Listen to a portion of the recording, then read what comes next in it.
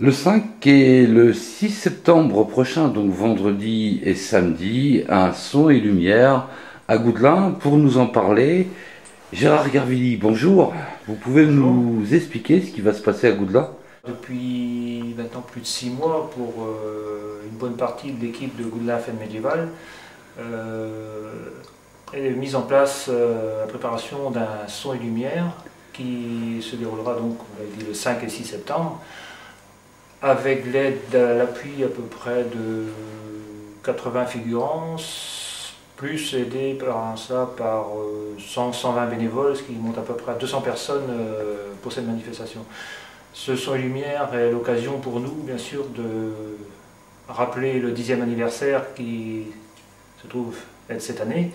10e anniversaire que nous avons voulu marquer un peu plus fort que d'habitude, hein.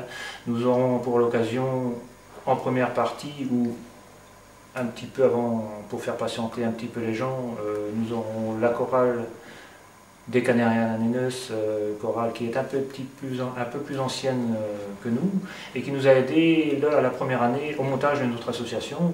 Donc plus de 90 bénévoles, c'est énorme à gérer. 90 bénévoles, c'est énorme, oui et non. Disons qu'avec un peu d'habitude, on connaît les particularités de chacun, les aptitudes, je voudrais dire surtout.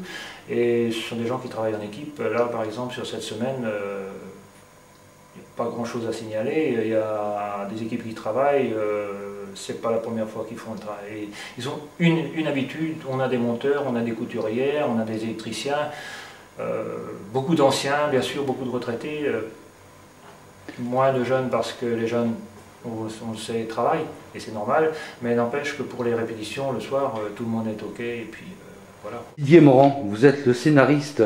Est-ce que vous pouvez nous faire un pitch, en quelque sorte, de cette histoire?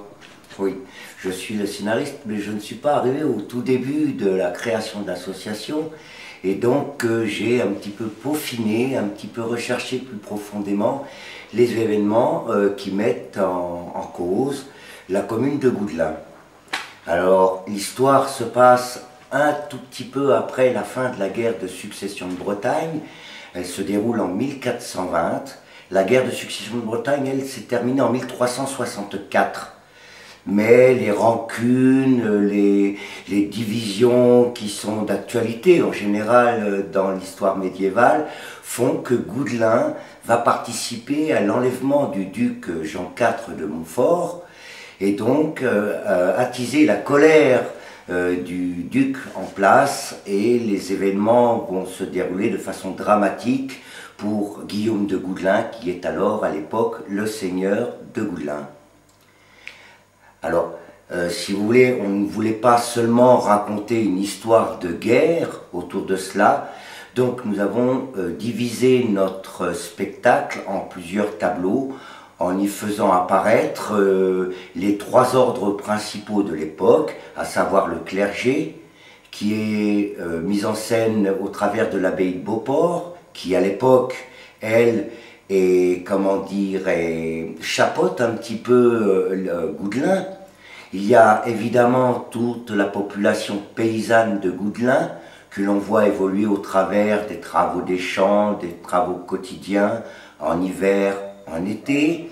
Et enfin, cette noblesse guerrière qui va conduire Guillaume à sa perte, puisque Guillaume voudra rester fidèle au duc de Penthièvre et sera décapité. À Goudelin, je vois sans frein.